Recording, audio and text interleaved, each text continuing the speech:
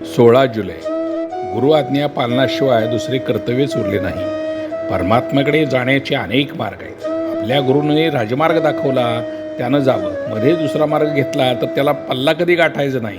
एका वैद्याचं औषध सोडायचं आणि दुसऱ्याचं घ्यायचं. पहिल्या वैद्याची जबाबदारी संपली तरी मी माझ्या माणसाला सोडत नाही, ही गोष्ट निराळी आहे. ज्या दिवशी मी तुम्हाला अनुग्रह देऊन आपला म्हटलं, त्या दिवशी सर्व प्रापंचिक आणि पारमार्थिक जबाबदारी गुरुवर सोपून तुम्ही मोकळं झाला.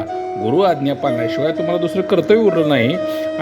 तसं पण तुम्हाला तसं वाटत नाही. विष आमटीत घातलं काय, भाजीत घातलं काय, दोन्ही सारखंच आहे, दोन्ही त्याज्य आहे. त्याप्रमाणे अभिमान व्यवहारात असला किंवा पारमार्थिक साधनात असला, दोन्ही त्याज्य. मी कोण हे आधी जाणा, परमात्मा कोण हे मग आपोआप कळतं. दोघांचे स्वरूप एक आहे, म्हणजे दोघेही एकच आहेत. परमात्मा निर्गुण आहे आणि तो जाणण्यासाठी आपण निर्गुण असायला पाहिजे. म्हणून आपली देहबुद्धी सोडली पाहिजे. कोणतीही गोष्ट आपण जाणतो म्हणजे आपल्याला त्या वस्तूशी तदाकार व्हावं लागतं, त्याखेरीज जाणणे होत नाही. म्हणून परमात्म्याला जाणण्यासाठी आपणही नको का परमात्मा स्वरूप व्हायला. याला साधू होऊन साधू ओळखणे किंवा शो भूत्वा शिवम यजेत असे म्हणतात. आता कोणत्याही वस्तूचा आकार आपल्याला प्राप्त होण्यासाठी आपल्याजवळ तत्सदृश असं संस्कार पाहिजेत. ते संस्कार त्या वस्तूच्या आघाताने प्रत्याघात रूपाने उद्भूत होतात. नंतर त्या वस्तूचं ज्ञात होतं.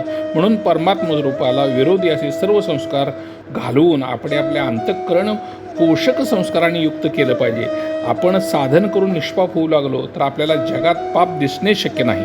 देवाच्या गुणाने रूपाने त्याचं गुण आणि रूप मिळेल, पण त्याच्या नामाने तो जसा असेल सर्वच्या सर्व मिळतो. म्हणून नाम हे साधन श्रेष्ठ आहे. आपण भगवंताच्या नामात राहिलं पाहिजे. त्यातच जीवनात ते सर्व सुख सामावले आहे. याहून दुसरं काय मिळवायचं. मी सुखाचा शोध घेतला, ते मला सापडलं, म्हणून मी तुम्हाला त्याचा निश्चित मार्ग सांगितला. तो मार्ग म्हणजे भगवंताचा अनुसंधान. मी अत्यंत समाधानी आहे, तसेच तुम्ही समाधानी राहा. जे मी सुरुवातीला सांगितलं तेच मी शेवटी सांगतो. तुम्ही कसेही असा, पण भगवंताच्या नामाला सोडू नका. अंतःकळे अगदी शेवटी सुटणारी वस्तू म्हणजे भगवंताचं नाम. नामात शेवटचा श्वास गेला पाहिजे. याहून दुसरं काय मिळवायचं आहे. आपल्याकडून होईल तेवढं नाम घ्यावं, न होईल त्याचा राम कैवारी आहे. श्रीराम जय राम जय जय राम.